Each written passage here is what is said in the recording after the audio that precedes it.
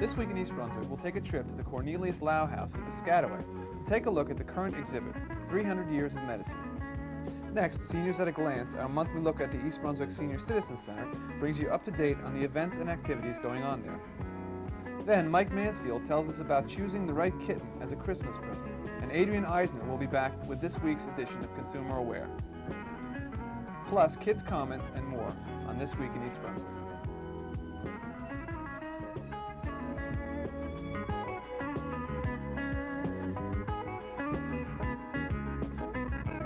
But first, let's take a look at what's coming up next week on Channel 8. Monday at 10 a.m., it's Look Great, Feel Great with Lenore Kulik and exercising with handheld weights. At 10:30, Rosalind Carpel and Color East Brunswick brings you color therapist Eva Kaplan, followed by a repeat of This Week in East Brunswick at 11. Tuesday evening at 7:30, it's Sports Talk with John Megliero and his guests, the wives of 3 East Brunswick coaches. At 8 o'clock, it's You and Your Money with Paul Hansen and his guest Charles Peck of the New York Futures Exchange. Wednesday at 2:30 and 7, repeats of Monday's Look Great, Feel Great. Then at 3 o'clock, it's Storytime with Betsy Diamond. At 7:30 Wednesday, it's For Art's Sake with Dolly Vasta and a close-up look at the Princeton Ballet Company and their production of Nutcracker. Then at 8 o'clock, a repeat of Monday's Color East Brunswick. Thursday at 7 and 8, it's This Week in East Brunswick, followed by Sports Talk at 7:30 and You and Your Money at 8:30. And now let's go to the Cornelius Lau House, Middlesex County's museum. Hello and welcome to the Middlesex County Cultural and Heritage Museum, the Cornelius Lau House. Located at 1225 River Road in Piscataway, our current exhibition is 300 Years of Medicine in New Jersey, the Science and Art of Healing. Right now we're standing in a 19th century doctor's office, and to my right is his table and typewriter. A little further back you can see a microscope from the 18th century, probably handed down to him by his father, an examining table in oak, and some pictmost of both family members and of skin diseases. This doctor was probably a dermatologist. It's interesting to note that most 19th century doctors had their offices in their homes. So you'll see a lot of homely touches here, as well as evidence of a very scientific modern office. To my right you can see a doctor's diploma, which was rather novel to the 19th century. The doctor was his own pharmacologist, and across the room you can see a copy of all of the prescriptions he would have written within 1 year. His hat and coat are ready for him to step out whenever he might need to. You don't see a telephone in this room, but someone would have stopped by to call him if necessary. Dentistry as a science really began in the 19th century. Prior to that, if one had a toothache, one went to the barber, or to a blacksmith, or to the doctor. This setting is actually a recreation of a dentist's office from the early 20th century. Imagine how comfortable it would be to sit in the red plush velvet dentist chair. And then imagine how uncomfortable it would be to have the dentist use a foot-powered drill, which is to my immediate right. Across the way we can see one of the early x-ray machines, and a little further back would have been the dentist's laboratory. Dentists also used to put together a lot of their pharmacology needs. We have some dentist implements to the back, along with a certificate of dental surgery. And further back we have some rather interesting collectibles, artifacts that are from the 19th century and were toothbrush holders made of china and highly decorative. An interesting thing that the Cornelius Lau House will be doing this month is to have an open house December 8th and 9th from 1 to 4 p.m. It's considered a holiday open house, but visitors to the museum can also see this exhibition, which is 300 Years of Medicine in New Jersey. The Lau House will be open from 1 to 4 and is located at 1225 River Road in Piscataway.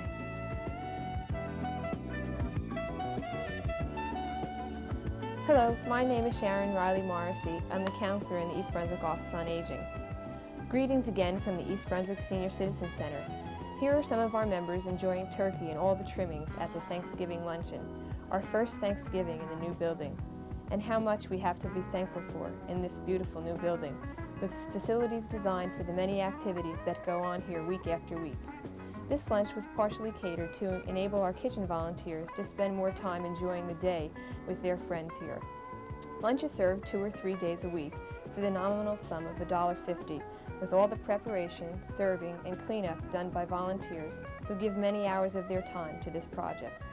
At this Thanksgiving luncheon, we are joined by Reverend Richard Smith of Trinity Presbyterian Church, seen here at the table with Cynthia Schachter, the manager of the Senior Citizen Center. Pastor Smith was present that day for the Clergy Council. This is a discussion group held twice a month and led by a minister, priest, or rabbi from one of East Brunswick's many houses of worship. One of the regular services at this center is ladies' haircuts. They are available on the first and third Wednesdays of the month, and you must make an appointment in advance. We have been transporting members to the center for several years via the minibus, but until we are in our own building, we could not provide some services, such as haircuts. So this is much appreciated by those who are not able to drive. In the future, we hope to be able to meet other needs as they become apparent and as resources become available. Also, our Sunshine Committee plans to make phone calls and visits to some who are unable to get out, even on the minibus. Another service especially useful for those who do not drive is the post office mobile. This van pulls up in front of the center once or twice a month and is a full-service post office. They sell stamps, assist with mailing packages, and money orders. The post office mobile will be at the center in December on the 10th and the 19th from 2 to 3 p.m. And what do we have in store for December? Holiday time. To lead off the month, there will be a bazaar on Sunday, December 9th from noon until 4 p.m. We will be selling only new merchandise, handmade articles made in the craft classes, sculptures from the sculpture class, and many, many things made and donated by our talented men and women. Refreshments will be available, and the East Brunswick Senior Band will provide entertainment. The bazaar is, of course, open to everyone, and all proceeds will go towards equipment and furnishings for the center. Here's a great opportunity for East Brunswick residents to visit the center and see at firsthand what we've been showing you and talking about in these segments on This Week in East Brunswick during the fall. Also planned for December is the holiday party lunch on December 21st, a shopping trip to Fortunoff's in Wayne, and a trip to the George Street Playhouse to see a matinee performance of A Little Night Music. And of course, all of our regularly scheduled activities, which are found listed in the Voice of Experience, the monthly newsletter. If you don't have your December copy yet, be sure to stop by and get one. And so, on behalf of all the members of the Senior Citizen Center and the staff, we want to wish all East Brunswick residents a happy Hanukkah, a Merry Christmas, and most of all, a healthy, happy New Year. On Saturday, December 1st, the East Brunswick High School Bears football team, with a record of 10 wins and no losses, squared off against J.P. Stevens with a 7-3 record for the Group 4 Central Jersey State Football Championship, in a game televised in its entirety by Channel 8. No one expected the game to be as closely contested as it was. It was the running of J.P. Stevens' George Booth, absent the first time the teams met, that proved to be the difference. The game went down to the final minutes, with East Brunswick coming up 1 point short at the closing whistle. However, the Bears were undefeated in the conference schedule, which they'd never done before, and quarterback Steve Hughes broke just about every East Brunswick passing record. Our congratulations to the entire team for an outstanding season.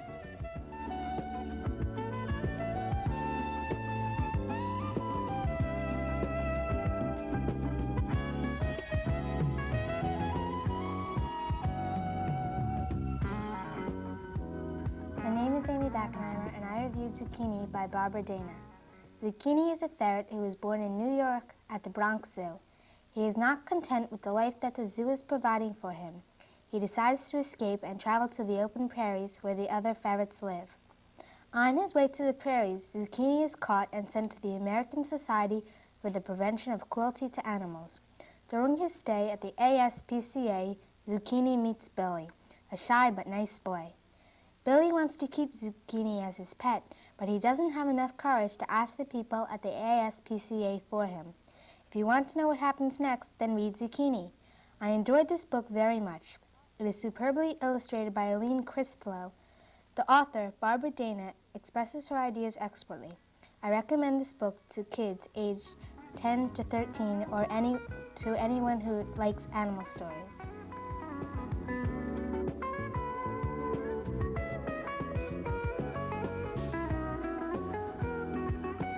How do you do? I'm Special Officer Mike Mansfield, East Brunswick Animal Control. I want to take a few minutes of your time today to talk to you about bringing home a cat into your home. With the holidays coming up, lots of people will be looking to buy parakeets, cats, kittens, dogs, puppies to bring home as gifts. You should never give any kind of an animal as a gift for Christmas without the person who's getting the gift to go with you. This here's a little American short-hair mixed breed kitten. They're the usual cat you'll see around. And there are some fancy breeds, the long-haired Persians, Angoras, and Himalayans. And then there's Siamese, which tend to be a little noisy. When choosing a cat, just like choosing a dog, you should make sure it fits into your environment and that you can handle the work involved in it. Long-haired cats need lots and lots of grooming, and many grooming parlors won't do it, so you're going to have to groom the cats yourself. If you go to a pet shop and purchase a kitten, you should make sure it has all its shots and it's been wormed. To tell if your cat is healthy, wherever you purchase it, from a shelter or a pet shop or a puppy mill, to check them over, you make sure the ears are nice and clean and not filled with black residue. That would be signs of ear mites. You should make sure the eyes are nice and clean and aren't running and have dirt and crusting in the edges. That could be a sign of a respiratory ailment. If you find the animal is all bloated in the stomach area, thin and yet really fat and bloated in the stomach area, that could be signs of worms. All of these things you want to check. You don't want to bring home a sick animal that's going to cost you hundreds and hundreds of dollars in vet bills. If you do find that you've purchased a sick animal from a pet shop, you are protected by consumer affair laws, which I would tell you to check into and ask the pet shop dealer about them when you purchase the animal. Kittens and cats aren't very well liked by lots of people. They tend to be a nuisance in the neighborhoods. My personal opinion is that the nuisance is the owner, not the animal. If you bring home a cat, you should try and see if you'd like to make it a house cat. They get all the exercise they need just running around inside the home, and there's no need for them to run rampant through the neighborhoods. They cause quite a bit of destruction on people's property and also on the wildlife. There's a lot of fallacies about spaying and neutering and declawing of animals. For each, it's your personal opinion also, along with fallacies. But I would recommend altering the male cats, then they won't spray and smell up the house. Spay the female cats so that they don't continually have kittens. Cats can give birth to kittens and 2 weeks later become pregnant while they're still nursing the first batch. A lot of people don't like to declaw their cats. Even some of the veterinarians say that it causes the feet to become deformed. But if you're going to make it a house cat and you're both going to live happily together, and you don't want him to destroy your furniture, you might think about declawing just the front feet. Should he get loose and escape, he still has his back claws to rip and tear with to protect himself if he needs to. If you remove the front claws, then he's not going to destroy your furniture. There's a lot of things they say about cats giving diseases to pregnant women. That's if you're a dirty person. If you have a clean house and a clean cat and you handle the cat litter pan properly, you'll have no problems with diseases within the household with the children or a pregnant woman. And kittens do not, and cats do not lay on children and suck the breath from them either, as some people feel a newborn baby. They may lay in the crib with them, but they're not going to suck the breath from them. If you need any more information on kittens, if you're thinking about bringing home a kitten or giving a kitten to somebody as a gift, and you need to ask some more questions, I can get into much more detail with you. You can call me at 390-6960.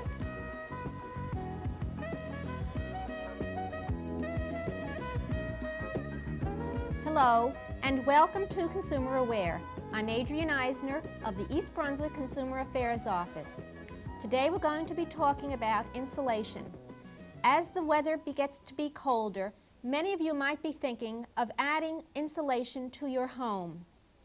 Installing home insulation can be a smart investment. To be sure that you make the most of your insulation dollars, remember, don't shop for inches of insulation. It's the R value that counts. What is R value, and why is it more important than thickness when you're buying home insulation. R stands for resistance, and it measures the insulation's ability to resist the flow of heat from a warm room to the cold outside. Only R value measures insulating power. The thickness of your insulation does not. For example, 3 inches of insulation A can give a higher R value than 3 inches of insulation B. That would mean that you could buy less of A to do the same job for your home. The Federal Trade Commission has made it easier to shop for the R value that is right for your home. Every package of home insulation must display its R value rating. And you can now ask dealers and installers of insulation to show you fact sheets about their home insulation products. Here are steps you should follow to be sure that you are getting the most for your money. First, find out what R value you actually need. This varies according to the part of the house that you are insulating. You can get help in determining this from your utility company. Decide what kind of insulation to install. Insulation is sold in bats, blankets, loose fill, foam, plastic, and foil. One product may be better suited than another for your particular needs. Measure the area that you are going to insulate. Check the coverage charts on insulation packages to find out how much insulation you'll need to get the recommended R value. If you install more than is necessary, you'll be wasting your money. All stores which sell insulation are required to have on hand the manufacturer's fact sheet for each type of insulation sold. If you have your insulation installed by a contractor, ask to see the manufacturer's fact sheet before you agree to the installation. If you are planning to buy a new home, the home sales contract must list the type, thickness, and R value of the insulation installed in each part of the house. If you would like further information about installing insulation, please call us at the East Brunswick Consumer Affairs Office. We're there 9 until 5 daily. Our telephone number is 390-6954. Thank you for joining me on Consumer Aware. The Board of Education invites residents interested in filling the temporary vacancy on the board created by the resignation of Russell Walker to send letters of application to the board secretary, Jean Poquette, at 22 Milltown Road. Mr. Walker's resignation is effective January 1st. The person selected to fill the post will serve on the board until the annual school election on April 2nd. At that time, 3 people will be chosen for 3-year terms on the board, and 1 will be chosen to complete Mr. Walker's 1-year unexpired term.